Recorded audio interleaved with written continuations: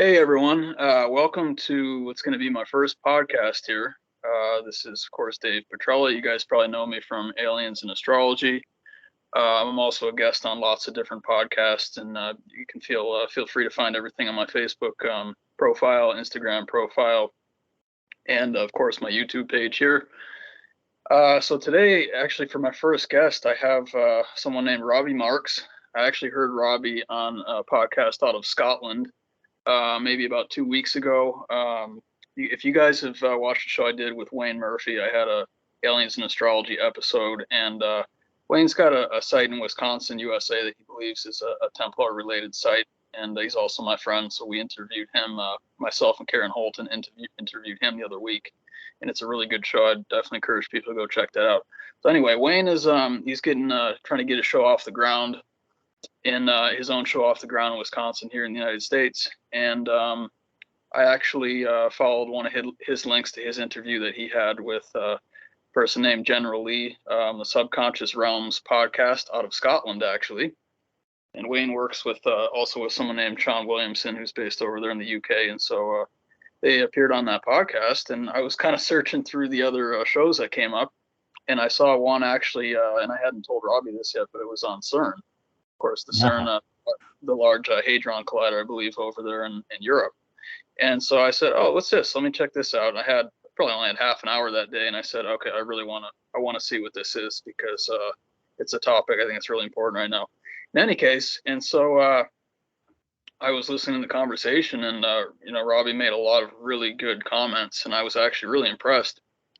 Which is, doesn't, for me, I'm just going to be honest with people, it doesn't happen too often that I hear someone and I say, "Wow, you're making really original points. You're really connecting the dots very well," and I was very encouraged by that. And actually, I was encouraged so much that I wanted to have a conversation with Robby. So Robby's he's an artist, and he's a space-time pirate. And I just want to say welcome, Robby. Thanks for being on the show. For sure, for sure. All right. So the topic today that I really wanted to try to cover was actually based on something Robby had said on the show, the Subconscious Realms podcast, which was related to the Garden of Eden, actually. And it's a topic that I can literally visit and revisit over and over. It never gets boring. There's so many layers to it, and all of this, actually lots of cultures that talk about it differently. It's a similar story, just in different terms. If you go kind of across the world and look at that story. And so Robby was talking about, maybe what the fruit actually was. And that was, I mean, it's such an obscure topic that it doesn't come up often. So I said, all right, I really want to talk to Robby about this. And the other thing Robby was bringing up was the realms, the heavenly realms and the hellish realms, which I teach as, of course, parts of the cosmic axis. And it's also in the human body as well, because they're parallel to each other. And I'm actually going to be doing a show on that next Sunday. Nice. So definitely, if you guys want to tune into that, that'd be great. So, and it's interesting because they actually kind of go hand in hand. These two stories, they might not seem like they're related, and for me, it's pretty much a one-to-one. So, if you want to kick this off, Robby, just kind of tell us about the Garden of Eden story. What's the general story, and what's your view on it? Yeah, so now when we initially spoke, you had said you wanted to cover kind of the creation of man or the human, and then also the evolution of the spheres, as far as going back into the Vedas and into some of the modern theosophy. And both those stories really holistically are a single story, you know. As far as just coming in, and now, are you familiar with the evolution of the spheres in regard to esoteric philosophy? Yeah, I would definitely say so. I teach it kind of based on astrology, because that's the astrological model that I actually use when Model, I yeah. teach. Like And coming in through Virgo, and then the miscellaneous ages that precipitate into the modern. oh yeah, sure. And actually, that's there's a lot of that in tarot too. Yes. Start talking about the virgin birth and kind of the wheel there, and how the hero's journey, if you will. Yeah, I know all about that stuff, Robby, for sure. Right. So now the evolution of the spheres in general, coming out of the Vedic texts, basically tell of great ages, with the certainty that the progress of time, as the faculty of humans are multiplied, so will the characteristics of matter also be multiplied.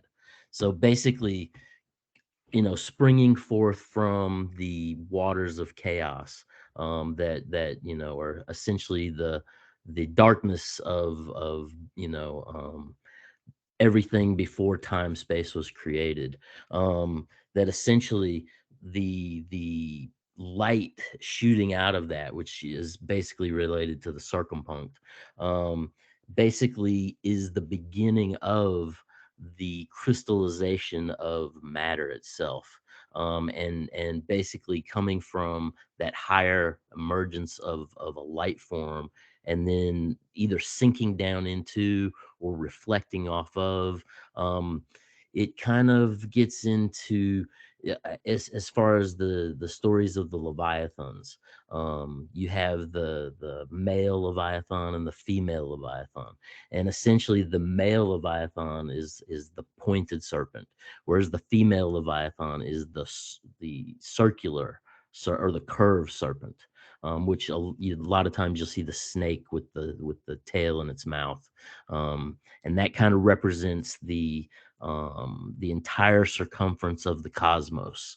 And as far as that light coming in and refracting and crystallizing and coming into settling down and becoming the three-dimensional matter that we're in, and within that, um it's kind of based around the ideas of math, and you essentially start with one, and then you add that to itself, and you get the two, which creates the line, and the three, which creates essentially the triangle, and then you begin to move into physical space, and as the mathematical equation expands, the complexity of the whole equation folds in or out on itself. You know what I'm saying? And basically, eventually coming to the point where matter itself, and even deeper, like we have the stories of Saturn and the black cube, as far as being the most ultimate condensed form of crystalline, where basically these ancient forces are kind of encased until the end of time. So as far as from the upper realms, as far as the kether of the heavens, ascending down through the different miscellaneous parts of the tree of life, down into the bottom of the tree and then I think the tree of life actually folds over backwards, Mhm. and then becomes the tree of death, as far as through the imaginations of our minds, and how we're able to manipulate the reality that we're within. Definitely. Yeah, I agree 100% with what you just said, actually. And a lot of those topics are directly related to, of course, some of the Kabbalah teachings with the Right. Sephiroth, the 10 points, the path to God and everything. And Yeah. also, well, and then there's the idea of like the Kelly pot and everything, which is a hot topic right now, which is Mm. also very similar.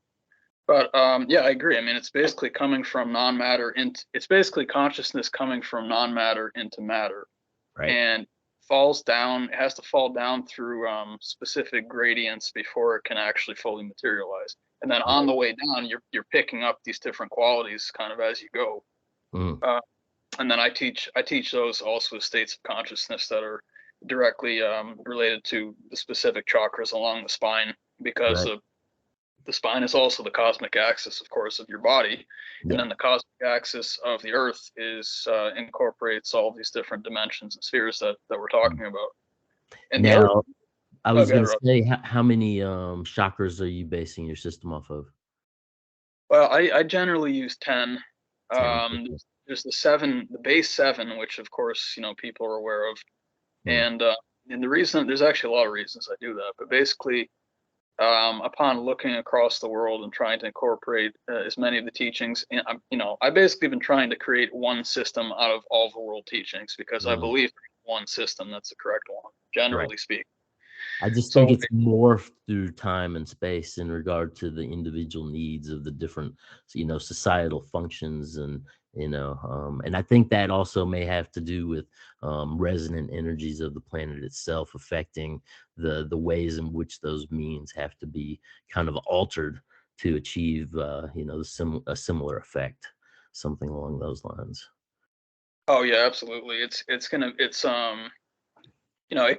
can kind of shift depending on the local consciousness, and then I Mm. also believe in parallel dimensions and all kinds of stuff like that. I'm sure you probably do as well. I hope I'm correct on that.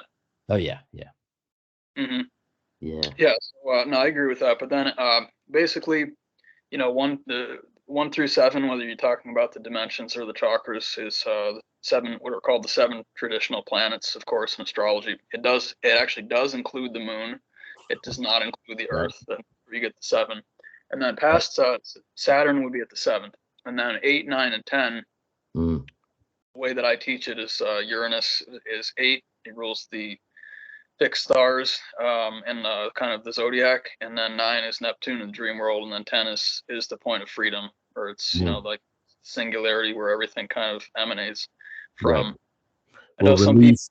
Yeah, go ahead. Oh, sorry. I know some people teach 12, and actually I just heard something last night. Of course, the zodiac is based on 12, which I do it every day. I work with that system every day. But the thing is that I heard something last night, very interesting, that it was actually supposed to be dimensionally supposed to be 12, and it was altered because of some, maybe some interference that's happened from other ET races or something. Mm, I have no idea, but I know what happens. The most important part of this for me is how to work with these energies in the body, and I know mm, what happens when you get your chakras opened up and you get your fluids. I teach a lot about I'd say, like, I call it pre-Ayurvedic medicine, Robbie. So it's right, basically how to fast and circulate your fluids so that you're mm, having experiences of higher, purer consciousness and higher consciousness. right, right. So that's Cleaner. the most important part Yeah, of that. Yeah. nice. Um, yeah. So I mean, but basically, as far as the evolution of of the spheres themselves, it is the story of the preparation of um the substrate of the ecosystem, which we were eventually to be born into. And you have this idea of universals, as far as like the Platonic idea of universals, and then you have this ancient idea of the Kadmon, or the Adam Kadmon, where Mhm. essentially it's the figure of the human created in the heavens, in its universal form, before it's able to manifest into the physical realm itself. And essentially, with that, you have, the idea that when you go through like Blavatsky and talking as far as theosophy, and she talks about, as we were a crystalline, like conscious crystalline form, different kind of consciousness, but nonetheless, then we evolved into these different forms that, in the waters that slow. And the first eye, she goes into, was basically like just a sense organ, like we couldn't even see. And so there's this idea of this slow evolution coming from, one side of the story. But then you have this other side of the story, where you essentially have, it almost appears to be some sort of a genetic engineering, like in some sort of another time space plane of existence. um and there's often the analogy made of the white cube, in regard to consciousness itself. We are in, as far as matter, forward, backward, left, right, up, down. So that kind of gives us, the six-sided cube kind of that we exist within. And then you have, the six-sided cube has the eight corners, which basically take you to the Ogdoad, which is like, infinity, or the uh, the conceptual idea of eternity. So you have this idea of spirit working with the physical plane of matter, And it's always about this idea of spirit, almost balanced on matter. Oh yeah, absolutely. And actually, some of the groups like to kind of covertly talk about squaring the circle, which reminds Right. me of what you're just talking about, which is where in this instance where the spirit is the circle and the square is the matter around the spirit. And there's a Mhm. lot of reasons for that. I think some of it's just to learn, some of it's due to karma. Some of it I think is actually due to really nefarious things happening in the spirit world Mm. outside Earth, kind of the Earth dimension. But no, I agree 100% with that, Rob. It's really interesting because, of course, the Adam Kadmon concept, and it's it's just amazing all the timing. I believe in synchronicities, that things happen Mm. together at the right time and stuff. But the show that I'm going to do on Sunday actually is about. It's essentially kind of about the Adam Kadmon body, and Mm. all the stars are in your body, all the Right. planets are in your body. And as you said really well, the structure of the Earth system and the solar system was designed before we got here to incorporate the human form and the human consciousness. Mm. Um, it was like made for us in some ways Well, specifically. what I almost think is that when you start dealing with these ideas of, based around the expansion of math and the different fractaline patterns that come out of, certain processes as math expands, I think that it's the idea that it was already all, written into the fractal equation that is the manifestation. And there's some parts, as far as genetic modification or whatever, that stuff, because it's not part of the natural turning, because it's not part of the natural cosmic matrix, that eventually that stuff's kind of, like the old centaurs and the old, all these old mythical creatures that kind of just faded away. And if that comes about again, but the thing is, it's this slow evolutionary that's already all written into the math. Like, so it's like this, and I hate to say fate or destiny, because I think there's a great amount of wiggle room between those numbers, but at the same time, it kind of represents, philosophically, a way to understand, just the way that, the ancients used to think of this cosmic, expanse that we exist in, as and that was the whole thing. There's certain texts that go into the idea that, um these early creatures that were coming about, they essentially, like, their blood, was precipitated with, essentially the spirit, that was creating the nesting ground for the individual soul to come and rest up in, and I think that's all based around, vibrational waveform and frequency, and kind of, but nonetheless, some of the early, like, creation, you go back to the Door Kings with the raven heads, and you get into, the 10 Pastadian kings, and you start looking at these pre-Adamic, type creatures, and they had four legs, they had two heads, they were every form and fashion of animal, and some of them propagated, and they, had, but eventually they would dissipate, and it wasn't until, the body was fructified to the point that and then the soul came down, and it's the idea of the anima mundi, or the what's the word I'm looking for, that it's the astrolite and the anima mundi, where essentially you have, the male part, being the spirit, that's represented more or less as like divine wisdom, and then you have the female part that is essentially the vessel of the matter itself, that creates the matter itself, like in a cyclic fractaline manner, and um that female energy that comes down into and becomes matter is one of the leviathans, like how in the Bible it talks about, that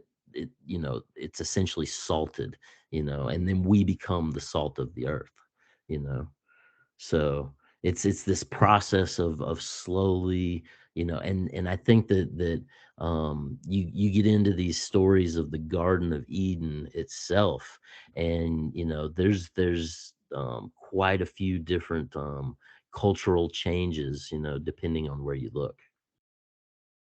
Oh, definitely, yeah. What culture are those raven-headed gods from, Robbie? Um, there's actually in France, there's a cave that goes back like 50,000, I think it's Lascaux, France, goes back like 50,000 years that has 10, raven-headed figures. But I'm pretty sure that those raven-headed kings are like Mesopotamian, um, somewhere in between Mesopotamia and India, somewhere in there. Looking back, I can't quite recall, but yeah, yeah, That's really interesting. I feel like that's the same cave that just has the traditional drawings of animals and hunting with spears and stuff like that, if I'm not mistaken. yeah. There's a variety of things in there. Yeah. Okay, so now I'm feeling like the other parts had probably been obscured on purpose because, archaeologists aren't going to show that. They can't explain it probably. Well, I mean, if within the expansion of time, space, and the creation of matter, you figure if the divine feminine energy basically, salted herself and turned herself into matter, and then the masculine energy was essentially the light, or the life-giving, propagating factor. There's also in India these two powers that um, uh, let me see if I can find it. I'll look for it as we go. But it all comes down to this idea of spirit, balancing on matter, and basically the spirit or the light animating the matter itself. You know. Oh, absolutely. And actually, of course, the word mother is essentially the word matter. Matter, right? And you have the various like you have Eve in the Christian theology. But then like within Judaism, you have the mother, Ava, which it's like AVVA, and so it's like a reflection upon itself, where you have essentially the first letter, which is the alpha or the A, and then you have the V, actually when they come together, creating the water or the waters of the deep, and then it echoes itself on the other side, but as far as the expansion of force, but that great mother, Ava, the alternative meaning of it is the serpent. So you kind of have this idea of, again, the cosmic serpent that kind of encircles all of creation, that lends its, and that's like the waters of chaos and all the miscellaneous shadows swimming in the deep, with all the possibilities, of everything that could be within it, kind of along those lines. Yeah, definitely. And I also think that I also agree, man. I feel like if we're gonna get to the bottom of this, you have to go through the serpent. That's like everything that I've ever learned is pointing towards that. Mm. And so, there's lots of ways to look at what that is. I've actually seen a couple images too of I believe it's a Milky Way galaxy where the serpent's actually eating its tail. You can Mhm. actually Yeah. see that. You're Oh probably yeah. aware of that. Yeah, yeah, for sure, for sure. Okay, so here we go. In India, right? The Sankhyaha philosophy. They say that the Purusha is the spirit, and it is spoken of as impotent unless it mounts on the shoulders of Prakrita, which is matter, and which, when the matter is left alone, it is senseless. And basically you have to have one upon the other, in order for um, creativity or creation within the realm to happen. Oh, definitely. I tend to think of matter as kind of like a solidified light Yes, because crystallize. you're right. and everything's vibration and sound and vibration and waveforms and stuff like that. You already mentioned a lot of those. So I think that, of course, when you get into the topic of ascension, you talk about being able to alter your vibration so that this is the way I teach it, is that you start vibrating at a much higher frequency, and it has to be tuned to itself. Otherwise, it could possibly destroy the physical vessel. But basically, Kundalini awakening and stuff, which again is the serpent. It's the cold serpent. Kundalini, yeah. Right. And I want to mention too that the spinal cord, it's also the serpent. And actually, it goes so far as to say that when you look at some anatomy of the brain, specifically the brain stem, you can actually see the pons area and the medulla area. It actually looks like, and this is where maybe this would be a good time to move in the Garden of Eden story too, because it actually looks like a serpent's head biting an apple. That's something that you can just do a Google search, type in like snake spinal cord or something. You'll see the brainstem area. You'll see it looks like he's got an apple in his mouth. Right. Oh, I've seen it. Yeah, for sure. So now, when we get in, if you've read much Paracelsus, he talks about the mysterium magnum. And this is an absolute mystery to the human mind. But it's essentially the creation of the cosmos and how we arose out of the cosmos. So this is an ancient line of thinking as far as where the human came from, and back to where we were as far as all these miscellaneous creatures. For a while, it was also said that a lot of these early human type forms basically bred through growing themselves out of themselves. And this was said to be before the splitting of the sexes. So we're leading up here slowly to the Garden of Eden, which is essentially where the splitting of the sexes happens. So what we have to look at before, though, is just this idea that, and if you get into like Rosicrucian writings, and they talk about essentially that Adam was like a soft, warm, kind of waxy, kind of being that kind of, grew like a copy of himself out of himself. But then when you get into the Garden of Eden itself, you start to see the ideas of the splitting of the sexes, basically creating a companion for the man. But there are also stories where the female character came first and basically created man. So you have, depending on the cultural value, you have different stories. Yeah, that's phenomenal, man. It makes me think about biology too, because there's actually a lot of plants. Anyone who knows a lot about biology who can actually fertilize themselves. So right. There's a whole book. Well, there's a whole book by I think her name's Lynn Cantrell, and it's called The Greatest Story Never Told, and it goes all into women inseminating themselves being some of these early mythical divine mothers. Coming basically after the deluge, and basically she's a biologist, and or maybe she's a botanist, but nonetheless she goes into the ideas of parthenogenesis, where essentially during times of distress that certain like frogs and serpents and humans being ones that had that ability when the cultural when the species itself was at threat, to basically keep generation and reproduction moving in a forward manner. Oh man, that's excellent. That's really excellent. I really try to focus too on because like the way that I kind of go about things is that, first of all, I'm an observer really, and so I'm just kind of looking at what's out there. I'm looking at the stories, I'm trying to see if there's connecting pieces and stuff. But for me, it's, anything that you can think is possible. Like the universe, in my view, it's based on consciousness. It's based on awareness and creation and everything.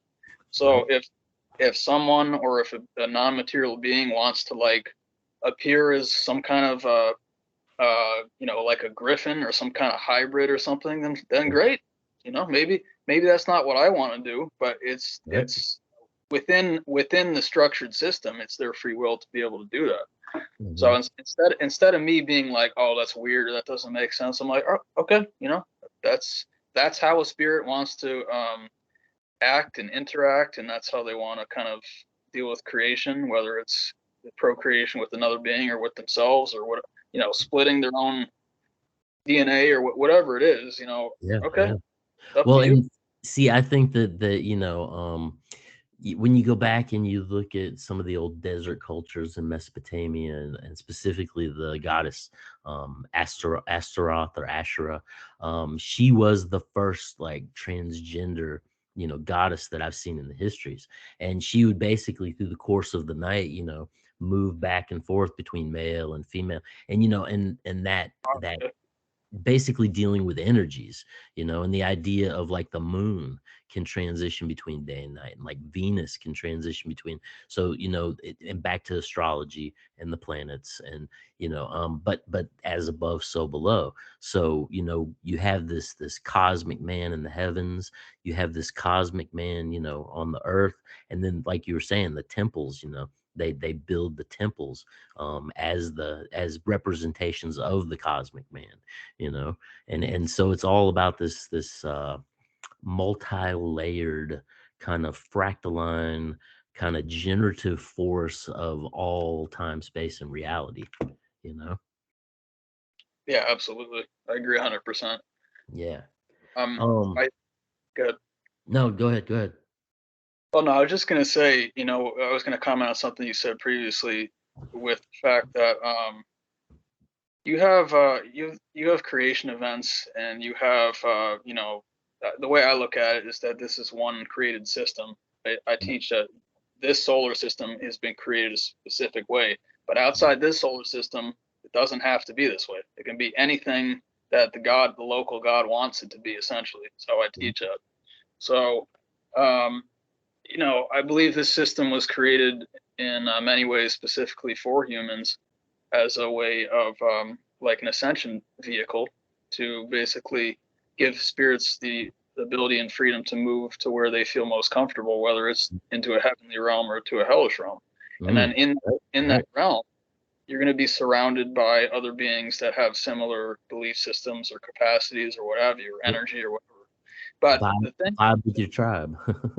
Oh yeah, right, exactly. The thing Yeah. that gets me though, Robbie, is this idea of possibly some kind of an intervention coming from outside the Mm, system to right. kind of mess with things, make it a disordered system, make it like a reflect, not a reflection, but make it like a vestige of what it's supposed to be, and Mm, create disharmony and stuff. right. And it's fairly upsetting to think about that. But I also think this is what's interesting. I think we're on very large cycles of time, Hmm. and the one that I teach the most is the Great Year, which is, tropical astrology is 25,920 years. But there's Right. also the Yuga cycle, which is 4.32 Mhm. million years long. I'm sure there's ones even longer than that. And the point Right. that I want to make is that all systems, I believe, well, at least within this local part of the universe, Mm, they're going to, I don't say be forced, but they're going to interact with other kinds of information and systems. So maybe for the first like 10 million years of the Earth or something, I mean, arbitrary number, maybe mm, it was actually exactly how it's supposed to be. And then, yep, right. well, I mean, when our solar system starts to come around some of these other solar systems, which have different rules and different laws, Mm, then we start interacting with them. And maybe at that point, let's just say it was in part of like a de-evolutionary cycle. right. Well, maybe that you have some reptilians hop onto the Earth and say, okay, this is our window. We've been Yeah. waiting 20 million years for this, for Earth to come around, and maybe now that it's here, they have their window. But guess what? That window is going to close on them too. Just Yeah. like everything is always in this motion. Yeah. Yeah.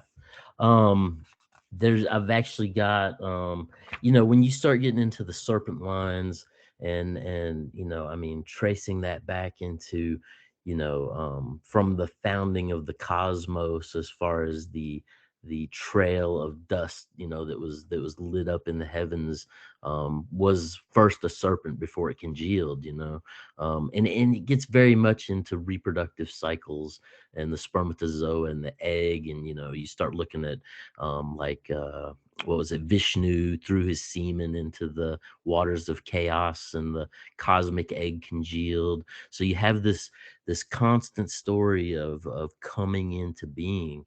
And it's the intercession is definitely an interesting part of it. And like when you look at what is it, as far as like the Gnostic texts from Nag Hammadi, as far as the Gnostic Sophia, and basically coming in, and it's almost like you know that Sophia is lost, and the Gnostics even look at like Jesus coming down into matter, from a Gnostic perspective, trying to reclaim the goddess Sophia, and to bring help her ascend, but much like the Bodhisattva, that helps everybody ascend before he climbs the ladder himself. So you have, but with the goddess Sophia basically coming down and crystallizing into and becoming matter. You also had the creation of Yaldabaoth, which is this serpent, like cosmic serpent with a lion head, that is kind of this mad character that thinks he's the creator and doesn't realize that there is a God above God. So you kind of have this intercession, much like Ahura Mazda and Ahriman, where Ahriman is kind of the abortion of the cosmos, and creates the 99,999,000 pains upon degradation and death, and it was all like the intercession of the outsider that was causing these forces to happen. So you kind of see this intercession, it's this intercession, kind of in different forms, and I think it definitely has to do with us realizing we are fallen, and realizing we are in a corrupted realm, and where does that lead? Yeah, exactly. And man, it's crazy because I'm all about the action and say, okay, so we have all this information. So now what happens? Yeah. What are we going to actually do with it? And I believe in putting it into action. Mm. Uh, I love a good story, Robbie, but I'm actually interested in freedom, Yeah. freedom in the system, freedom in the universe, and also not just for myself, man. I actually believe in freedom for Everybody. everyone. Yeah. I'll put it this way: everyone who is responsible enough, as deemed by the universe, not by me, Mm. uh, that they can be trusted to have the freedom and to travel across dimensions and stuff. I want people to have the freedom. I want people to be happy, not Yes. just people, any being, man. Because like right now we're living in this like I don't even know what I would call it. It's kind of a twisted funhouse matrix of Mm. some sorts, Right. and I just don't really agree with it, man. I understand probably better than most people out there, and I would say definitely better than most people out there, kind of how it's set up. Mm. And of course, with my background in astrology, that's a really key part of that. Yeah. Now, see, I've studied a lot of symbolism and a lot of these ancient stories, but I don't study astrology at all. I know about the symbols, but I've never like gone and sat down and like worked with charts and stuff like that. So it's just outside of my wheelhouse. Oh, definitely, and it's such a specific, discipline. You really, Mm. you really have to be. I mean, I'm very scientific about it. You mentioned mathematics, and of course, sacred geometry. That's essentially what it is. It's the Right, same, right. same. And understanding arcs and angles and how they move and oppose and compare and contrast and what those energies represent. And yeah, yeah. It's something that I'm definitely interested in. It's just, we are all limited with our time. Well, I'll tell you what, I've got it covered. So if you want to Yeah, keep going with that topic sometime, definitely we yeah, should do it. yeah. Now, Um, oh, I was gonna say I did find this though. Okay, so it was the on Chaldean tablets from circa 2300 BC that are inscribed the Babylonian creation myth.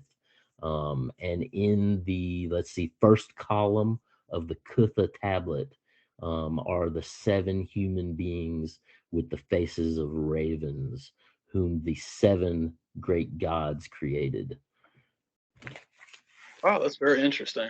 Yeah. Very interesting.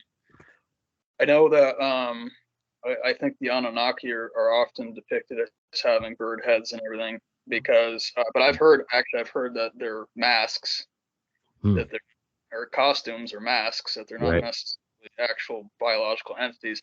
And you know what, man, I have no idea. But what I like to do, and people who are familiar with my content know this, is that I keep everything on the back burner. Mm-hmm. You're never going to see me being like, let's put that in the trash can. I want to know what everyone's views are. And then someday, and this happens all the time, it's like it could be 15 years in the future. And I'm like, oh my God, that one thing that person said to me 15 years ago, I get it now. Right. Thank Right. goodness I didn't throw that away. Well, and I also think it's essential, like as you grow and come into further understandings, that you go back and kind of revisit these texts, numerous times over because every time you go through them, honestly, you're gonna extrapolate new information. Oh, totally. Yeah. Yeah. And this thing that you mentioned, I actually hadn't specifically heard about this serpent with the lion head before, but I mean, every time I see a cat, Mhm. I think, man, that's weird. It's like very like a snake. They have like very similar mannerisms. The way that they flip their tail, like look at the slit in their eyes, Yep. you know, the way they kind of move and like attack and pounce, and it's like, wait a minute. So for me, the cat has always been part of the serpent line, and I never really knew how to place that. But I will say this too: is that whoever designed this solar system, and specifically astrology and everything, the lion, which is the cat essentially, of course, is Leo. Which Leo is, rules. yep. Okay, well, Leo rules the heart, that's where the center of everything is, the center of And consciousness. that's Regulus, right? What's that for Leo? Regulus is the heart of the constellation of Leo. Oh, is that right? Okay. Yeah. Okay, great. I think that's where the word like Rex probably comes from, meaning king and everything. Yeah. So I think that the lion was created on purpose to be the center of the solar system because it was created by some kind of a serpent race or something. I mean, Mm. actually, when you mentioned Gaia, actually, my friend is really big on that topic, and Mm-hmm. some of the Jewish mysticism, Oh, the yeah. Kabbalah teachings. I had mentioned very recently to him. I said, well, you know what? How about Tiamat? Because the Yeah. story of Tiamat, in some ways, is very similar to the story of Gaia. Yep. And I wonder, I actually said this to him, I'm like, man, it might actually be the same person. So, or the Well, same. and yeah, you consistently see these different deities, morphing and changing as they move through, cultural expansion. A lot of times brought, by trade and mercantilism, as far as Mercury and the god of the merchants and the travelers and the thieves. So I think it's like what's that book, the temple at the center of time.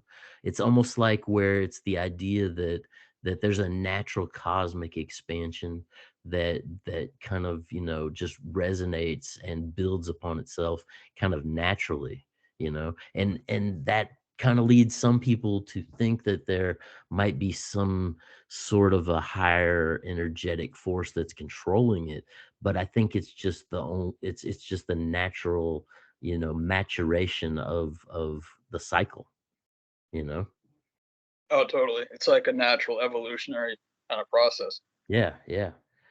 I Um, think that oh yeah, I was going to mention the idea of the avatar too, because that's very, very prevalent, especially in some of the pre-Hindu traditions and everything over in Asia.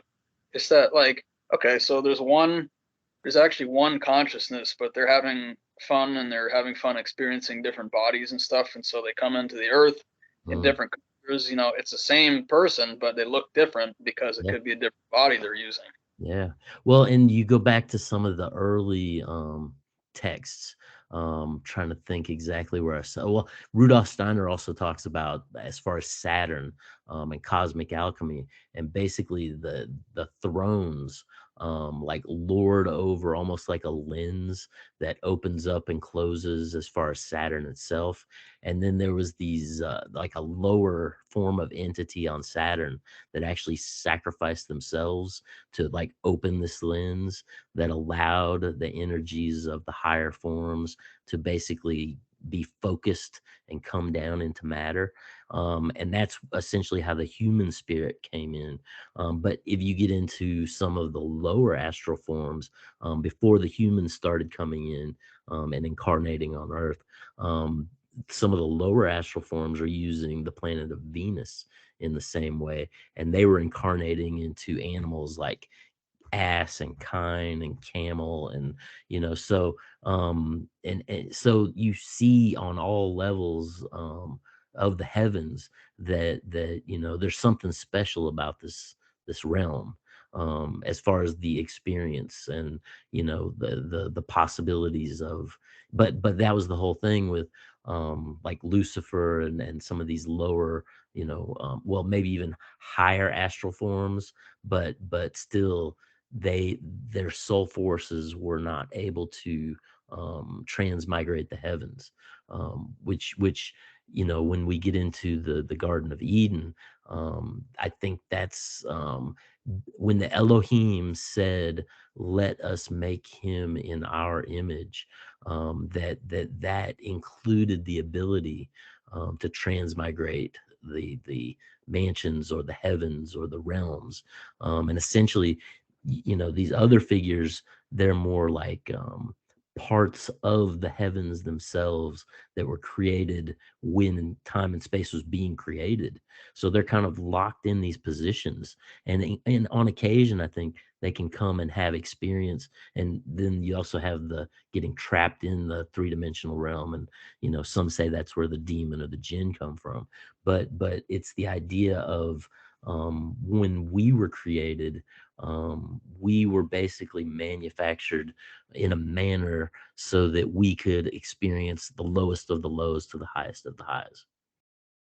Oh man, that's brilliant, Robbie. It was Mm, very well. My friend also talks about that there's a lot of jealousy from the mm, archons, I guess. right, Which now right, for me, the archons for me, the way that I usually talk about them, I just call them the planets. Now that may not be exactly true, but the planets are locked into their position right. The fixed because. stars. Say it again, Robbie. The fixed stars. Oh yeah, and then the fixed stars, again, the way I teach it is in the eighth sphere with Uranus that rules the fixed stars. Right. The planets are generally called the wanderers because they have different kind of orbits. The Mm, stars, okay, the stars all move together. That's the right. whole, and then the planets move separately. So yeah, there's supposedly a lot of jealousy. The fact that we've been created to be able to kind of ascend and descend and change ourselves and experience other things and move through dimensions like you're talking about. So I really think that there's so much going on here, but if you understand the basics, I think we can try to get somewhere. I really do. There's a lot of people that would disagree with me, and I'm always the one saying, no, actually, we can figure it out, Mm, but we need to be really diligent and we need to really stay focused. And you can't, well, and actually, something you mentioned too, before I forget it, you talk about the kine, which I believe are the cows, right? yeah. In the Hindu mythologies. Well, guess who rules the Taurus, which is the cow or the bull? It's Venus, Mm, and that's in astrology. That's per astrology. right. So Right. you see that they come in with the energies of the place that they were created from. Of Right. course they, of course they do. Why would they not? Right. Right. So there's a lot going on here. But Robbie, if you don't mind, I'd love to move to the Garden of Eden. Yeah. And Yeah. what I want to do really quickly, I just want to kind of set up the story. And I want to paint it a slightly different way so people can see, at least from my perspective, and of course, I fully want to know your perspective as well. But I Hmm. want to paint the story so that I can highlight things that I find to be a little strange or a little bit questionable or odd, maybe. Because a lot of Hmm. people read the story and they're like, oh, yeah, that Eve was created from Adam's rib. Great. Okay, well, let's go into some more of that stuff. So, of course, the traditional story is that Adam and Eve were in paradise. They're in the Garden of Eden. Mm-hmm. We should talk about what the Garden of Eden even is in a minute. But the things that I notice that I pick up on is the fact that everything seemed to be perfect, right? And then suddenly, one of the first things and this was when I was young, man. This was a long time ago. There was it was described that God was, I think, in the coolness of the day, kind of like creeping through the garden. And I'm Mm-hmm. like, man, I'm like, what the hell is that? That's not my God. That's not the like. You don't like conceal yourself and like tiptoe behind trees and stuff like that. What is going on with that? Mm. So I felt really weird about that actually since I was very, very young. And then the other part is, why put why I just don't buy this, man. I argue about this for days, but why put something in the garden and then say, oh, you can't have that. Wait a Right. minute, wait. If I'm a good God, I'm not putting anything next to someone that's going to hurt them. There's no question. I put it there for enjoyment and because it's a gift to you. So why on earth are we having them being set up from like the first step of this thing? That does not make sense to me. Mm. Okay, and then there's a couple other things, and then I'll let you go ahead and tell me everything you want to tell me about this. But okay, so then Adam gets put in this, like, he gets drowsy or he gets unconscious or something like that.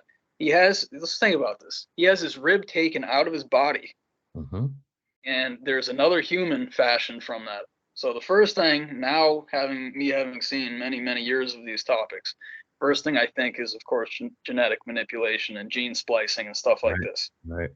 Okay, it's not really a pleasant thing. If I was a god and I was going to create a companion for someone, look, I can just materialize that. I don't need to like to be like gory in any way. I don't want to. I'm not doing weird stuff like that. I'm just Right. gonna create them out of thin air, and then they're gonna be there, and that's it. No weird story.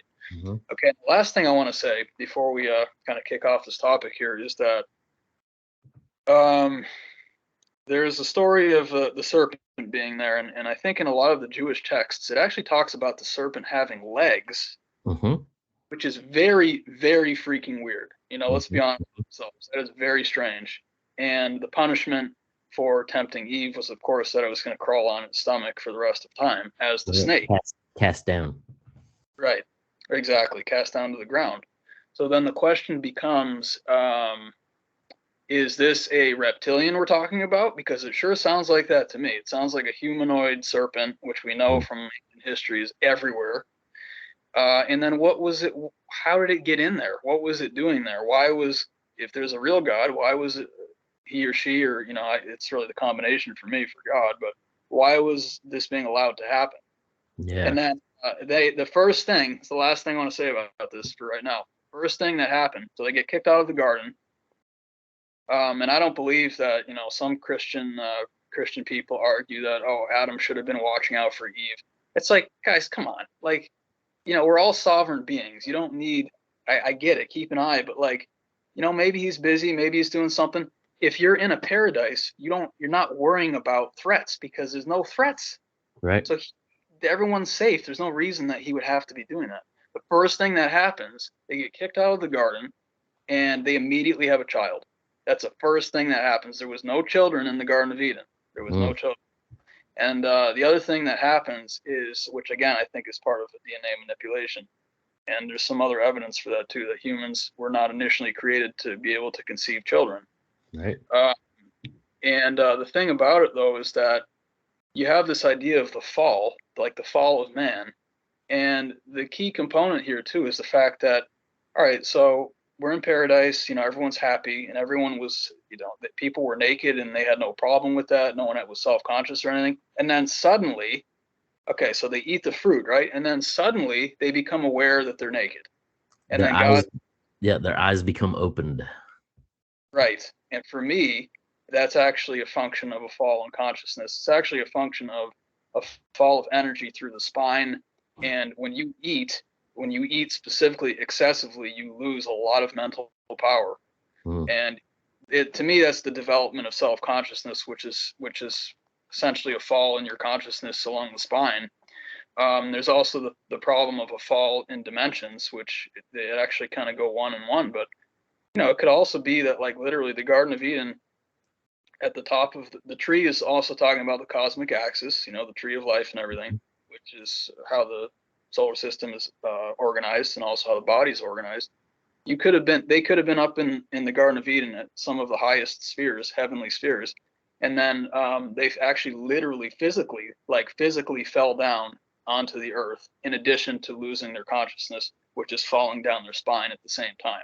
Mm. So for me, Robby, this is what the baseline of this whole story is that, and I know it sounds, people are not going to like this, and I don't even like it, man, to be honest with you.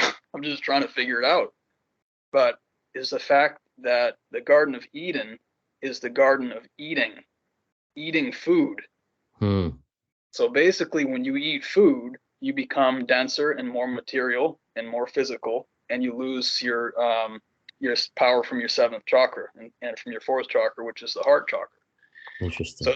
it's actually the body devolving into a physical form, because you're compromising the energy structure by putting solid matter that you think is giving you energy, and I'm going to argue it's not. It's actually fission. It's actually killing you every time you eat. Hmm. So anyway, Robbie, I'll let you go ahead and wherever you want to tackle on Well, that. Very and I interesting. find that concept interesting. Is when you look at the Yazidis, who are they worship Melek Taus, the peacock angel. Um, they believe that the fall of man was essentially when we began to eat wheat. Oh my goodness, man! Yeah, You got to be kidding me, man. yeah, Oh, or corn. You know. this is a big topic for me too. This is a huge topic. Yeah. All right, keep going, man. I'm real excited now. Well, now, if you look at the beginning, as far as the establishment of the Garden of Eden itself, right? Around the tree of life, whose roots were in heaven and the branches grew downward towards earth. Um, to establish the garden, essentially, there was four watchtowers that were set up, or four houses that hold the four angels of earth, which are the overseers that potentially, basically, it's like it's the watch, like Jehovah's Witnesses, how they have the watchtower, newsletter. That's a reference to these four watchtowers that are basically set up to keep the forces of Corazon from overflowing into this reality, or these lower astral forces. So first, they had to set up these four towers so that they could create this place that was pure enough to basically create the human offspring, from the divine plan of the heavenly man, of Adam Kadmon. So, Oh yeah, and actually, if you look at the cosmologies of the ancient peoples, you can actually see those pillars mhm. supporting the vault of the heavens and everything in order to allow it to exist. Yep. Every story has a pillar, like a central pillar, and then there's exterior pillars, and then you have the two pillars of Egypt, and yeah, there's pillars are a big subject matter to get into.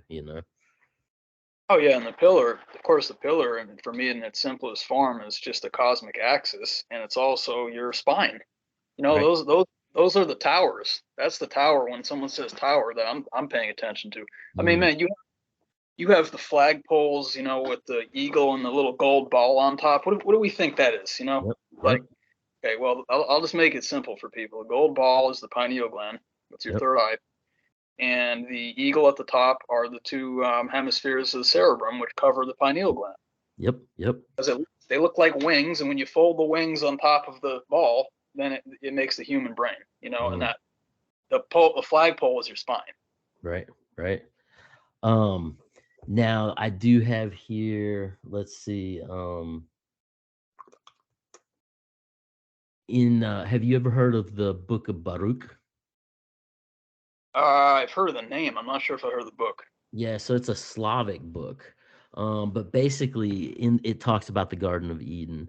And it speaks of angels being assigned by God to plant trees throughout the garden, right? And those angels were Michael, Gabriel, Uriel, Raphael, and Satanel, right? and they each planted a tree. The first four planted good trees, but Satanel planted the vine. And so here you have, I think this is this vineyard of Noah, the vine. It's and when you look at the Bible itself, oftentimes it's directly, the bloodline of Adam is directly related to and it's even called the vine of the soul. So you have this idea of the vine and being the serpent intercession into the human creation. And maybe it was for the purpose of parthenogenesis. Maybe it was, maybe we were bred in a fashion in which we were unable to reproduce, like you were talking about. And maybe it was that factor that came in and allowed for the ability to bring forth propagation and generation. you know just interesting ties there. Yeah, and actually the vine is really, it's really serpentine in its nature as well. I mean, Exactly. look, I never really thought of it that way, man. That's really cool. I Mm, mean, you look at how it crawls through the forest and it like chokes things and it looks like a snake, and then a lot of times they've got thorns on them. yep. And then you go, and then of course the crown of thorns and all this story, these ideas about Jesus possibly being part of a reptilian line, without getting too controversial with that, Yeah. because it's a big one. But all I'm doing is I'm putting ideas out there for people to think Yeah. about.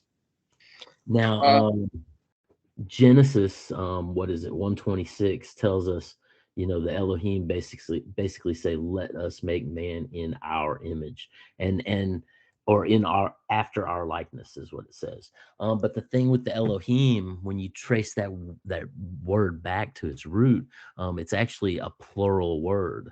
So God didn't say, make man in my image. The Elohim, who are these multiplicity of beings, basically said, let us make Adam in our likeness. So and that's the whole thing. It's you have to wonder, um you know what exactly this Godhead is, depending upon how you view it you know oh yeah, totally. Okay, so who exactly are the Elohim, Robbie? I mean, is this a human or is it a hybrid or is it AI? I've heard all kinds of stuff. Yeah, I've heard all kinds of stuff too, and it's just the higher forms in the heavens. I mean, and I've also heard numerous stuff about the way that the Ten Commandments were transmitted to Moses, can be directly related to AI and the form and function of the what is it, the hydrogen molecule, and as it turns, it makes up all the Hebrew letters. But I've also heard the Hebrew letters were created from the capstone on the pyramid. Basically the sun shining through it, and the different positions through the day gave the letters. So it's kind of like, where did writing come from? Where did and it's kind of like Yeah. the Contact movie, when Jodie Foster gets zapped up into the spaceship, and she's like, well, if you made us, who made you? And it's like, then they don't know who made them. So it's this ever bounding perpetual force back through the cosmos, as far as the origins of the creation itself. Oh yeah, and actually back to this Hebrew letter topic. Mm, I've also seen that, of course, supposedly sound will actually create the forms of those letters yep. based on vibration. I've seen the sand that they put on the plate to do that. The other Mm, thing that I saw recently, which I can't believe I've never seen this before, but and I really don't want to get too controversial, but I also believe in sharing ideas. The letters of Yahweh, and you probably seen this, Rob. I mean, you're very aware of almost everything we're talking about here. So, mhm, uh, if you flip the word Yahweh 90 degrees, it actually forms a little bit of a strange figure. mm, That figure actually looks like a reptilian being. mm. Yeah, yeah, So, again, it's always back to this reptilian serpent thing, right, dragon thing, whatever. And for me, that they're the ones that created our solar system. So right, very, right, very easy for me. Now we just have to figure out, in my opinion, what do we do with this? right. Well, And now, where else? Are you familiar with the story of Indra? Oh As yeah, far the original pre-Hindu god, right? Yeah, and when she's being born, they're basically, the other gods are like screaming. They're like, do not let her fall down into the abomination, basically matter. And instead of her being um fallen into matter, she ends up being born to the side. So you have this other theme of going, like Pan went to the side, like all the Caesars were born through cesarean section, like to the side, like the giants in the days of old, they were, all came out of their mothers, bellies through the side. So it's, and I think there's something in regard to the way that the creation of time space was made, is it's almost like a replicant like function of the higher realm, but on a lower realm. So basically it's almost like a simulacra, like when you get into all the Buddhist philosophy as far as samsara and the idea that all is burning and like all is illusion, and it's like we're kind of like, the spirit is basically sent down into the illusion, and we know that as light moves, it's both a wave and a particle. And they're finding out now that it doesn't settle into the manifest form it's going to be until the individual that's deciding what reality is comes to a conclusion. So it's like, what is reality even within itself, as far as the creation, you know Yeah, definitely. And actually, the way that I teach this kind of simulacrum, uh, holographic like replication, for lack of better words here, is right. that I generally teach that the creation event happens in the 10th sphere, Mm, which is the edge of our solar system. That's where it's a right. single consciousness and everything. And for me, that's actually kind of the Big Bang. I'm good with that. I put it that in the 10th dimension up there in heaven.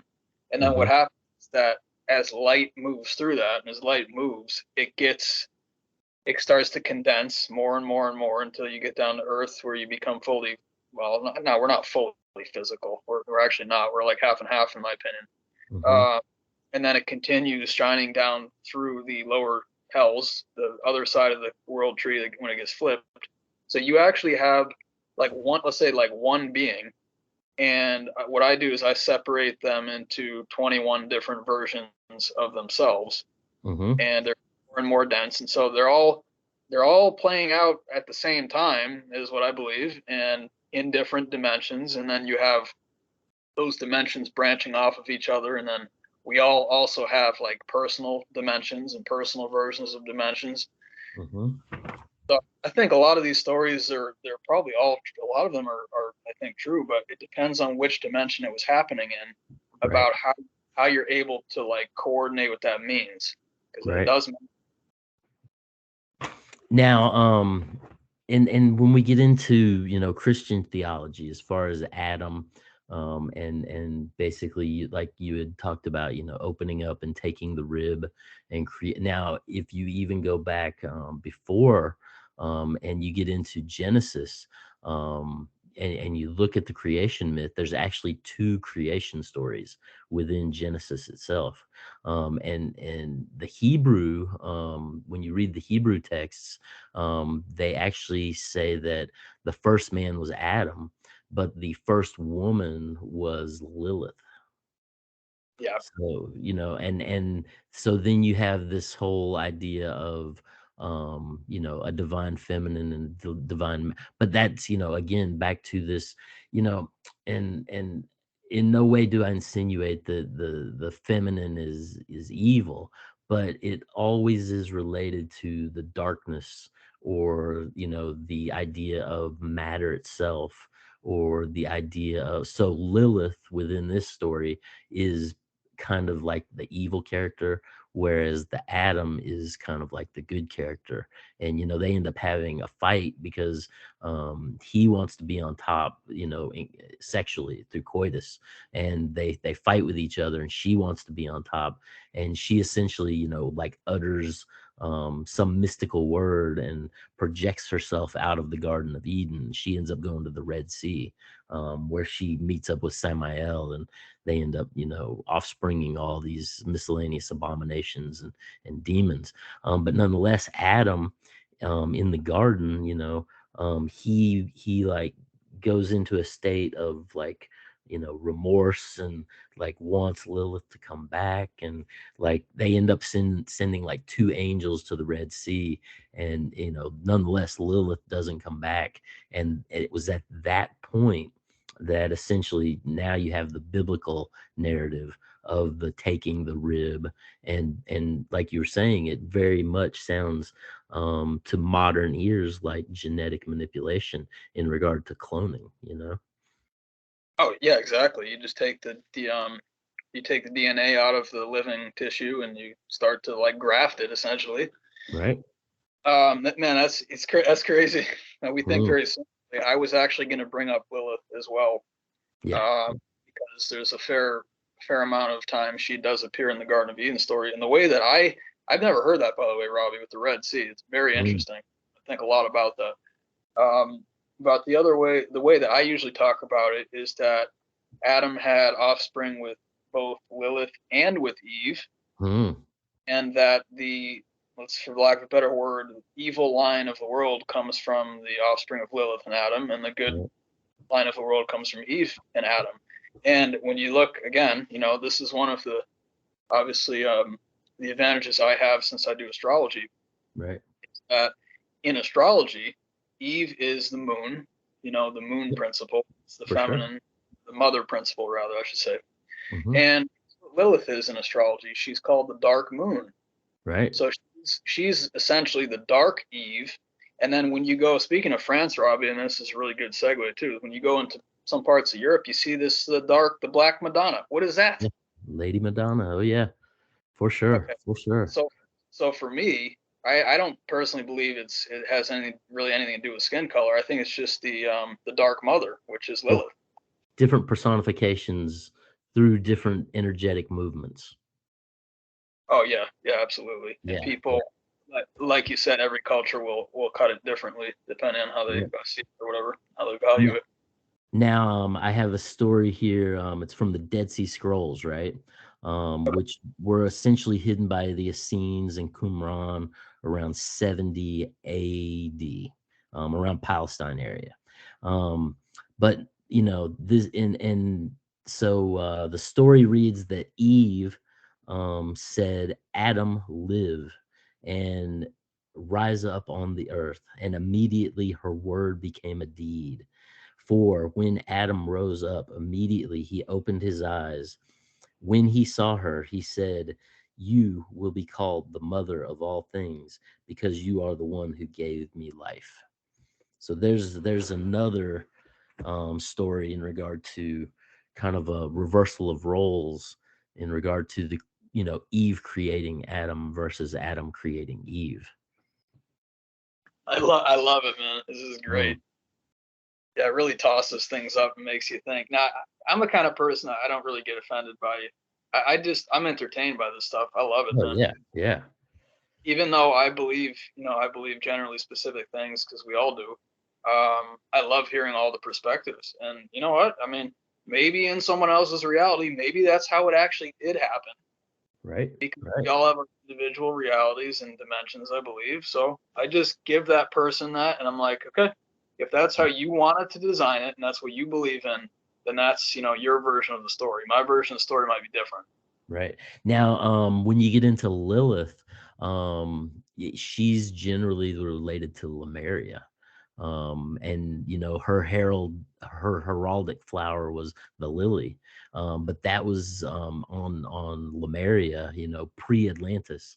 That was essentially where the goddess type cults, arose and sprung out of, as far as the matriarchal type cults, before the patriarchal cults came in later. Yeah. So Okay. Now, just when you talk about Lemuria, yep. because I find a lot of people, in fact, most people probably don't. talk about it the way I do, just because of how it's been presented. I think it was in a book from the 1960s or something, right? There was a guy, Good something was his name, right? I don't know. I don't know. Okay, well, for me, Lemuria is actually the landmass that used to be between Africa and India, Mm. and they call it Kumari Kandam, actually. Yep, yep. And it's was said to sink some 70,000 years before Atlantis, you know? Right, right, exactly. And Yeah. then there's also the continent of Mu, which Mu for me was the continent in the Pacific Ocean. Mm. Yeah. But a Okay. lot of people say Lemuria was in the Pacific, and I actually believe it was Mu, because Lemuria, the reason Lemuria is called Lemuria is because of lemurs, of course. Yeah, yeah. You probably know about this, but basically they found them in like a very small part of India and then like Madagascar and Eastern Africa, and people were wondering, but why were they not all in between? Like, where are Yeah, they in Iraq and stuff? They're just not right. there. And it's funny how they have a hard time existing outside of that ecosystem, you know? Oh, is that right? I didn't know that. Oh, yeah.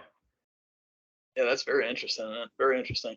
Yeah, Um, go ahead. I wanted to ask you. Okay, well, I actually want to ask you this before I forget because it's very thought provoking. Yep. I wanted to ask you who brought the wheat and the corn to this planet. That's the big question of the day, right there. Yeah, there are so in some of the Greek myths, there are the stories of the Hyperboreans, that actually there, when Apollo came with the medicinal gardens, and the apple tree, there was also a set of Hyperborean twins that were like blonde haired with like braids, and they basically came carrying sheaths of wheat into the new world, and they were said to be the ones that basically brought it from the pre-deluge world. But then you also have some mention of Isis saying that she's the one that brought it and taught people how to plant it and make bread. So there's a few different tales as far as wheat itself. Okay, so that's really interesting, man. I got one to share with you about the wheat topic. There's a place called Eagle River, Wisconsin, and I don't know Mm, if you've heard the story, but this was in the 1960s, I believe, and there was a farmer, and in his field one morning, I think it was a morning, there was what he said there was a ET craft that lands. mhm. The occupant gets out, and he has cakes of wheat or bread Yeah, in it. You know about this one? I do. I've heard this story. Yeah, go ahead, finish it Man, you're awesome, man. Okay, so for the basically, people listening. Yeah.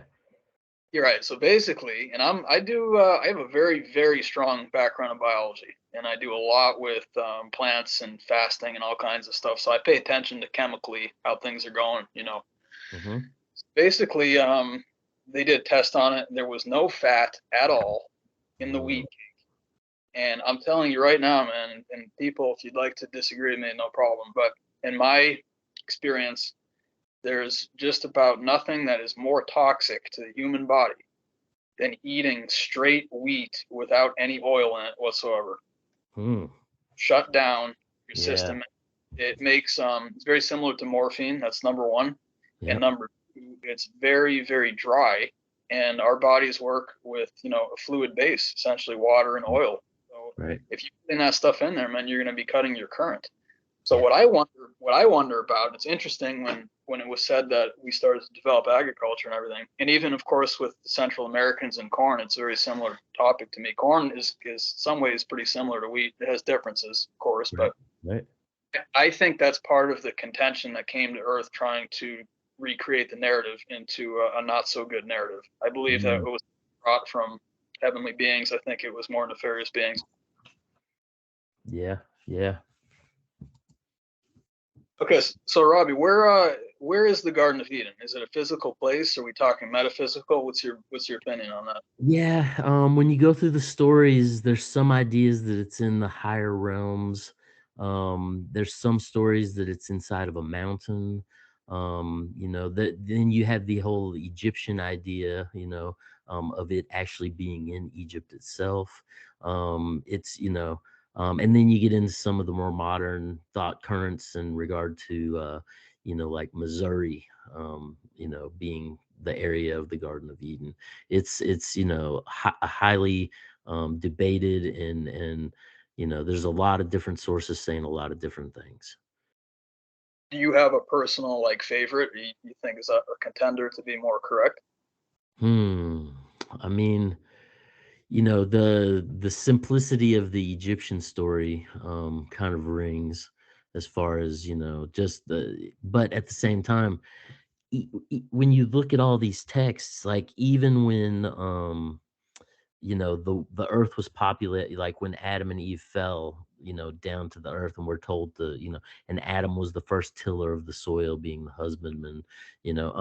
There were already quote unquote pre-Adamic people here, so it's questionable, just in regard to, I mean, from a metaphysical standpoint, I feel like we were created in the higher realm, and that is the Garden of Eden, you know, and essentially we were dropped into the physical plane. So more like a metaphysical kind of origin, right? Yeah, yeah. That's kind One of of the what my mind kind of draws out of it more so than anything. Oh, definitely. And I think I agree. I think that's actually the core concept that we should be focusing on when we talk about that. I mean, I was thinking about listing all of the contenders that I have in my head right now because it's probably at least 10 that I think about all the time. And I'd like to list them and see what you think about some of the things I'm saying. But well, okay, yeah, this is part of it technically, but let me just say one right off the top here is that one of the ways I've thought about the Garden of Eden is that it's actually just the earth. Mm. And the reason I say it, the whole earth, I'm saying, Yeah, and one of the reasons I say that is because if you go to the Norse mythology, they do actually talk about Midgard, which is earth, yeah, and Midgard is the middle garden. They're defining it as a garden. right, So some of me actually believes it's ultimately I agree with what you're saying is that it's a higher reality. But these things, as we're talking about, they like precipitate down through the dimensions and they right. create alternate versions. Let me put it that way. Well, and how I was talking about a clone of a higher realm, you know Oh, right. and essentially, like, we were created there and then put into the simulacra of the higher realm, something Oh, along. And I would agree with you that the earth itself is a Garden of Eden, for on one of those levels. yeah, absolutely. And again, it's amazing you brought up Missouri because I actually just I did a lot of research there. If you've seen, well, I have it on my Instagram page too, but I have a lot of pictures of the Oh yeah. LDS church history sites. Yep. And the LDS story, which is formerly known as the Mormons, this story is like for me, it's the great American mythology. It's Oh like yeah. exciting. It's exciting. It's like it's just way out there in left field for a lot of people what the Mhm. claims are. But Right. when you actually go to the sites and if you read the text, there's actually a lot of things going on there that I encourage people to look at seriously. I'm not saying that people need to believe that, but I went to Missouri. I went to the site, which is supposed to be the Garden of Eden, Yep. the LDS tradition, and that is actually in Jackson County, Missouri. Yep. Uh, it's generally centered on independence, which is where there's something called the Temple Lot that the LDS Church believes that the New Jerusalem will descend on the earth first over the Right. temple in Jackson County, and they still believe that. They don't talk about it a lot, but they do believe that. Hmm. And so anyway, that's one of them. And the interesting thing too about that is let's not forget that all across the Americas there were many reports of actually giants.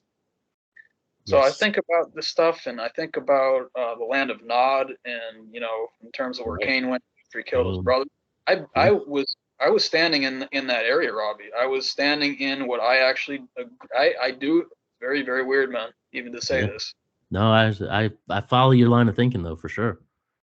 Right. And so when I'm standing in Independence, and then I actually went, in my car, obviously, I went east, and I crossed into the area that's pretty close to where it's called Far West, Missouri, which is where one of the temples was intended to be built before the LDS, the Saints actually were forced out of the state. Mm-hmm. Governor's order anyway. And it's a really strange energy out there, man. And I'll tell you something really weird about this is that there's actually a state park just to the east of Independence, Missouri. It's actually northeast, I would say, but still east nonetheless. And is the weirdest thing because I was gonna camp there that night, and it actually I couldn't get in because they had actually closed the gates already, so I had to find an alternate area. But the weird thing about it is that right at the entrance to the state park, it had these signs saying like an excessive amount of signs saying if you're thinking about suicide, here's the suicide hotline and all this stuff. And I'm Mm, like, and by the way, it was a very heavy energy there, yeah. very, very heavy out of nowhere. And this is also the area that supposedly was described as being either the area where actually it is kind of described as the area where Cain killed Abel. Right. Right. And I felt that heaviness, man. This is objectively, even if someone didn't say that story, it's really, really Yeah. strong, heavy feeling there. Yeah. Understandable. So, yeah, I got one little section here.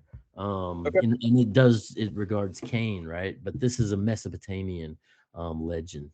And it says that Eve had come together with the serpent, the anti-cosmic Samael, the Nashesh Semi-Lilith.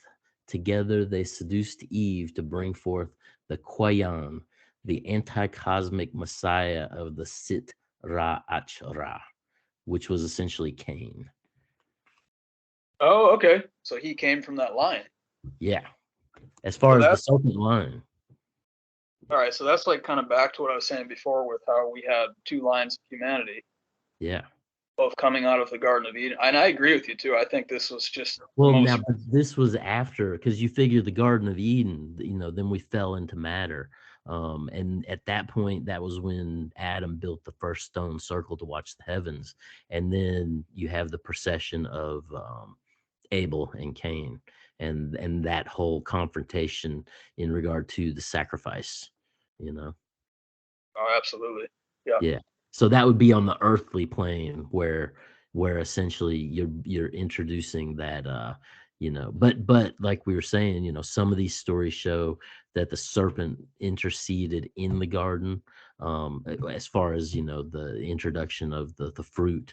But then there's also other stories that show that the serpent interceded in the line of Adam, and basically brought forth the line of Cain. So yeah. Definitely. And that would be fitting, with the action that Cain would have taken. So, Yeah. but what else weird about that? There's weird stuff everywhere, man, as you know. Mm. Oh But yeah. the other weird thing about the story with Cain and Abel was that, like, man, it's ridiculous. This is messed up to me too. So Mm. Cain, like, gives an offering to God, and it somehow was not good enough. Right. Like, basically, like, he's trying. He's Well, trying. now if you look at what they were offering, right? Abel was essentially offering the finest of the firstborn of the flocks. So he's bringing a blood sacrifice, right? Whereas Cain was a tillerman of the field, and Right. he's bringing the best of his crop to offer, to the Lord. And the Lord accepts the blood offering from Abel, but then refuses the harvest of the crop from Cain. And that's, then depending on which road you want. Nonetheless, it comes to the idea that Cain ends up killing Abel. And there's a whole line of thought. If you read Lord Byron, who's a theosophist, he basically goes into the idea that Cain was sacrificing Abel as the sacrifice to the Lord, because he was the firstborn. He was without, any defect. He meets all the criteria for a sacrifice. So, and then when the Lord comes and sees that he's dead, he basically cries out because he's not getting the blood from the body. He cries out. He said, I think the Bible says that the earth, was crying out to him. The blood was crying out to him from the earth, something along those lines. So it's just interesting when you start to look at this idea of the blood sacrifice versus, and again, we're still having this debate as far as the carnivore versus the vegetarian, and it's the topic of food is quite an interesting subject, you know. Yeah, totally. And thank you for that comment. That was really spot on, I think. But the thing for me that's weird is that it's kind of backwards in a lot of senses if you really Mm, think about it. I think most people would be like, well, the plants are kind of cleaner than like the animal death, they're having to deal mm, with that. But we also know that in the Old Testament, it was replete with lots of animal sacrifices. right. And I mean, even the story of Jesus, it's very similar because he He's the was blood the sacrifice, right, he was the blood sacrifice. So right? now the big question for me is that what is this obsession with gore? It pisses me off, man. It actually does piss me Well, off. and when you look at the idea of the blood itself, it's always related to the idea of carrying the spirit, which is what allows the soul to nest in the body. So anytime you're looking at the sacrifice of blood or the burning of blood, or it's all a ritual in which there's an energy transference. And I think that blood transfer is a higher energy force transfer than what you can get from a vegetable crop. Oh yeah, absolutely, man. And the thing that I really look at is that either way you cut it, it's really perverse to me, and that's what bothers me about Oh this is yeah. that I don't want to see blood on the ground. Like I'm not going to sprinkle blood on an altar. Are you crazy? Right, right. I mean, what is going on? So the God, this is what's important to me. The God that's asking for that sacrifice, we need to define who that is. I Yeah, want to know. I want to know who's behind that mask. I want to see that. right. And following that back to El, or the god who was represented by the black cube, as far as and his consort was Asherah. Yeah, it's and that direct, as far as the black cube of the Hebrews, directly tying into the black cube of the Greeks, as far as vanquishing the gods into the center of the earth. It's definitely some interesting dichotomy when you walk down that path. And there's also, of course, the Kaaba, which is also a cube. Right. And I believe it's draped with black cloth with gold embossing. I think, if I'm not mistaken. Hmm. And that is very much about Saturn for me. I agree with Right. that. And Right. even in India, there's the black columns, and even in the flat Earth topic, there's Mount Meru is often described as Yep. being a black magnetic pillar. Right. So Saturn, I'll just say this quickly, is that Saturn, again according to astrology, is his other name is Kronos, which is Yep. his father Time. time. Yep. And the word Kronos is the same as the word crown, which is indicating that he lives in the seventh chakra. That's the Yep. crown chakra. He's the one that rules the physical world. So in a lot of senses, Right. this is his world, and This is and his realm. his realm. You said, Robbie, Yeah, his realm. Yeah. right? So in a lot of senses, well, actually, I mean, to me, it's a direct translation that Saturn is actually Satan. Yeah. Same word, man. Right. And Right. again, I'm not trying to get too controversial, but this is 2022, man. I'm going to say what I have to say. I'm not doing this crap anymore. We need to get out the topics that matter to us.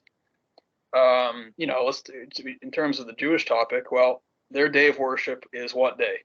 It's on Saturday Saturday, on the Sabbath. right? It's a Sabbath, but Saturday is Saturn Day, Well, and and they, Sabbath is directly related to Saturn. You know. oh, definitely. And Saturn, of course, is the goat god, right? Right. And guess who that is in astrology? That's Capricorn. Capricorn. Yeah. And guess Which who ruled Cap? Jesus, which Jesus says he is Capricorn. Jesus was a Uh, Capricorn. okay, well, he's in my opinion, he's saying that because he was Well, traditionally but born in that's Capricorn. right, right. But that's the whole thing, is everything that the character of the Christ personification came and did, as far as we were talking about the blood sacrifice. He becomes the end or the ultimate sacrifice to end all blood sacrifices. So he is the Lord of Lords. So he is the Lord above all the earthly lords. He, so all these things, as far as his titles and what he does and when he's born, all those things are energetically to contradict and redirect the energy to push people to higher levels. Absolutely, man. He was supposed to be Yes. the last one, right? Right. Yeah. So I yeah, like yeah, Okay. So let me just add a couple more things. I think we're running a little short on time here, but man, this was an absolutely ridiculously good conversation. nice, nice. Maybe probably one of the best ones I've ever had, man. On anything that I really want to go deep with, this is like at the very top. So I have to Yeah. thank you for. And Okay. man, I only got through like literally a third of the notes I've got here. Oh yeah. So And yeah, we'll it's a do. deep subject, man. Yeah, we'll do part two, part three. We'll keep it going for sure if you're in. Yeah, Um, yeah, we can talk about stuff for sure, man. Okay, so what I wanted to add, there's two more things. The one is that again, according to astrology, this is how astrology works. It's actually, I would argue, kind of how the world works generally. Is that there's dualistic principles on the earth Yep. in the physical realm specifically, and so Hmm. because I just want to say this, just so I can make sure I'm including everyone, and I'm not putting any group down, and I'm not putting people down actually at all. And I like to see people succeed and be able to find the glory and the happiness in their heart and everything. That's what I want for people. Yeah. So you're talking about Saturn in particular. Every planet, I even call them the gatekeepers because they guard the dimensions and they guard your chakras. They're dualistic as well. So they're benevolent and they're Oh, maleficent and yes, very have much so. right, and they have both capacities within them. So don't think, my encouragement to everyone is don't think that Saturn is always malevolent or maleficent. No. Saturn is also the great disciplinarian. He's the one that will focus for the long haul and get it done. There's Right. no, there's no like parading or facade or anything. It's like, no, we're gonna get it done, and that's it. There's no questions about it, and you can count on Saturn to do that. And he's also not influenced by emotions. So people try to, Mm. track with emotional things. No, he's not interested in that. He's not playing that game. So there's good qualities and not so good, even with the sun, even with the solar deities. There's the positive Right. aspect and the And negative. Soroth, the solar demon. Yeah, yeah. Oh, what's his name, Robbie? Soroth. Solroth. Okay, that's Yeah, interesting. yeah. Yeah, so that's important to keep that in mind because it's really not one.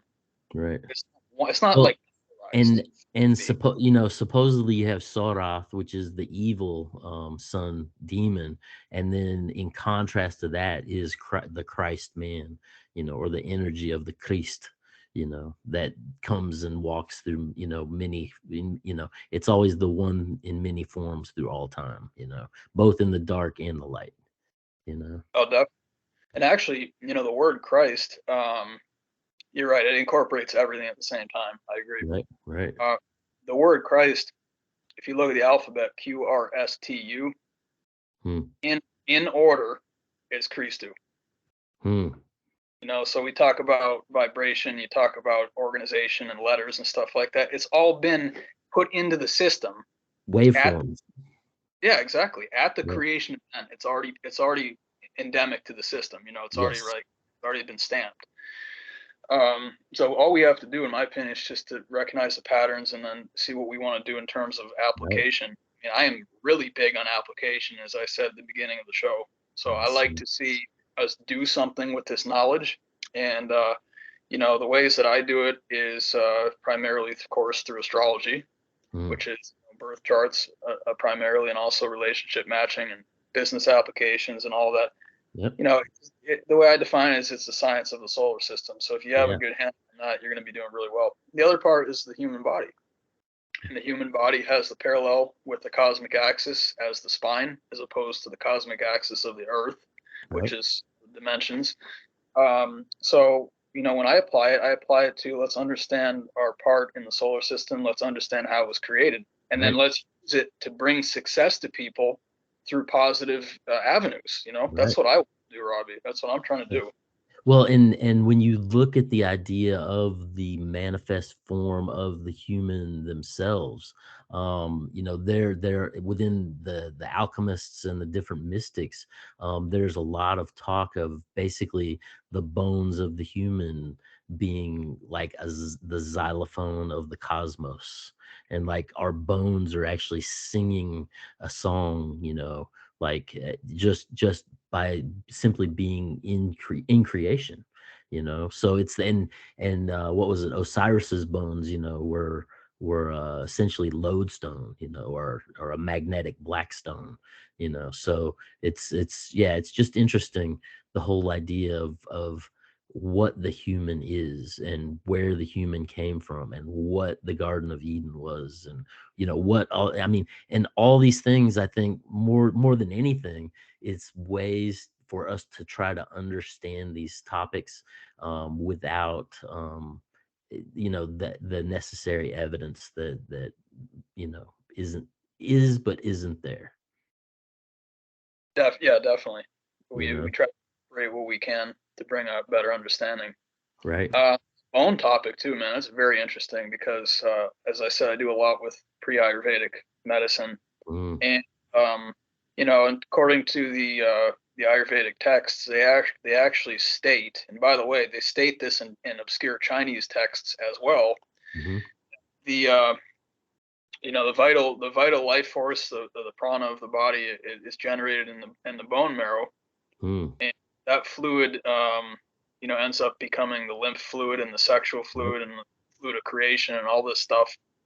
So it's actually a lot more, even biologically, it's a lot more accurate than most people are going to kind of think when they first hear it. That the quality and the fluidity of that fluid that runs through your body, it is actually directly related to which dimension that you're vibrating in, Mm, and access to different levels of consciousness and everything. So that's a big right. topic there too. The Right. bones.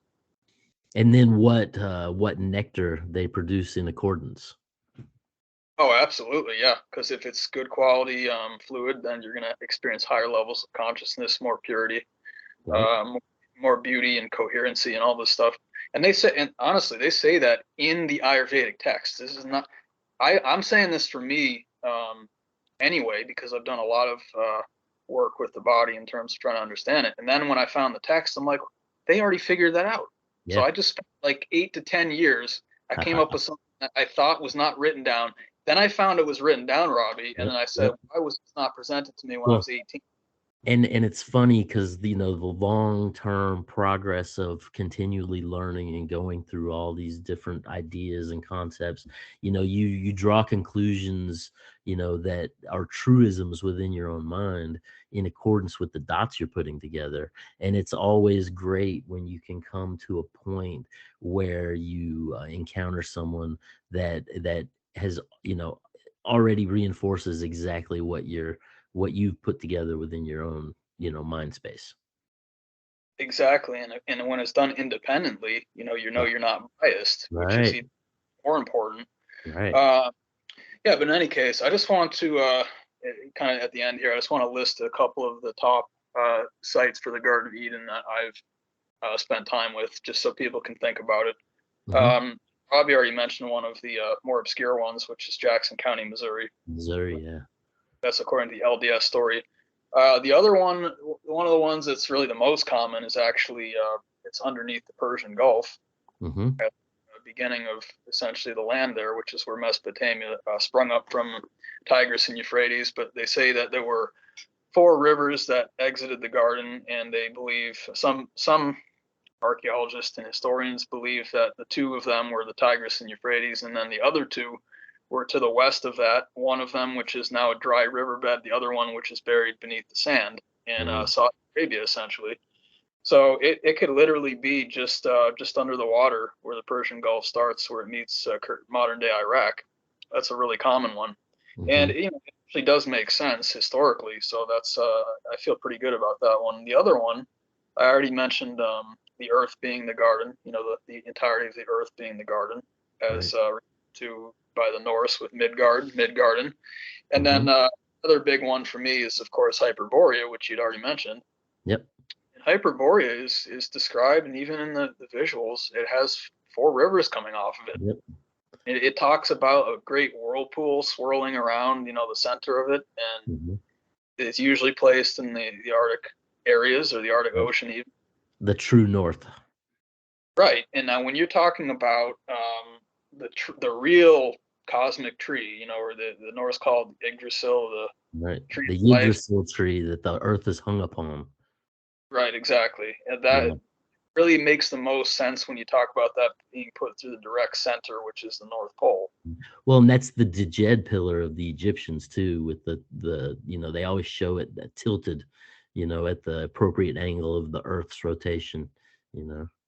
Oh, do they really? They Yeah. depict it tilt? Okay. Yeah, it's always they're always like one character's always holding, but it's always at whatever that axis of the Earth is, that what is it, 23 degrees or something like that. Yeah, 23 and a half. And the other thing that's interesting about that is that, again, going back to astrology, is that Mm. yeah, it's essentially is 24. It's Yeah, getting at the idea of 24, which is a direct multiple of 12. of 12. Yep. And that's again the zodiac. And Yep. that's where you kind of look at it. So, and it's the length of the day, 24 hours and all this stuff. 12 and 12 split between. Yep. Yep. Right, the half and half. And so that's what I like to see is that when I say that I believe we can figure this out, like there's some very, very, very easy stuff you can put together to be like, all right, I'm getting it now. We're getting Yeah. somewhere, making some progress. And the more conversations I think that get out there like this, this is a conversation that I wish I heard, Robbie. This is something that I would just, Back in the day, man, I would have loved to have come across somebody, you know. It's oh yeah, I mean, you figure I've pretty much just had my nose in books for, about 35 years now. It's yeah, yeah. yeah, exactly, exactly. But I'm very fortunate, man. I'm very happy that I heard the program you were on, and I literally I was like, wow, I am actually impressed with this person. I really want to talk to them, and I was hoping you'd join me. Well, I'm glad you enjoyed it, man. That's awesome. Yeah, absolutely. Okay, so is there anything else you want to say about the topic, Robbie, before we close it out for today? No, no, we can finish up. Okay. All right. So I just want to let everyone know, if you want to get a hold of me, of course, my YouTube channel here, which you're probably already on, it's Dave Petrella on YouTube. It's Petrella. And my email is actually on the About section if you guys want to send me an email. My Facebook page is under Dave Petrella, and then my Instagram page is Dave Petrella12. Feel free to send me a message. If I can provide a service for you guys, that would be excellent. Of course, I do full astrology, full Western astrology, birth charts, relationship matching. You've got business applications, picking days that you're going to be more likely to have success, things like that. And I also do a lot with principles of Eastern medicine, which is kind of like the pre-Ayurvedic teachings. It involves fasting and circulating your fluids and cleaning everything. And then also, of course, spiritual guidance. So if I can help you with any of that, please send me a message, guys. And Robbie, where can people find you if they want to check out your work and everything? Yeah, if you just Google R Marx artist, I'm on Twitter, I'm on Instagram, I have an Etsy page, and then also if you search, I know it's on Spotify right now, but I have what I'm calling the Meta Mindcast, which is METTA, like the Buddhist concept of love. Mindcast, Mindcast, and I'm basically putting out the interviews I'm doing, and I have a series of recordings that I'm going to start releasing of just some of the basic research I've been doing. So, but yeah, I'm out there pretty easily, found if you just search R Marx artist. Awesome. Excellent. Well, I really appreciate it, Robbie. And I'd love to continue this, sometime soon if you're up for it. Yeah, for sure, man. I hope people found this valuable, and we'll see you guys next time. Really appreciate it.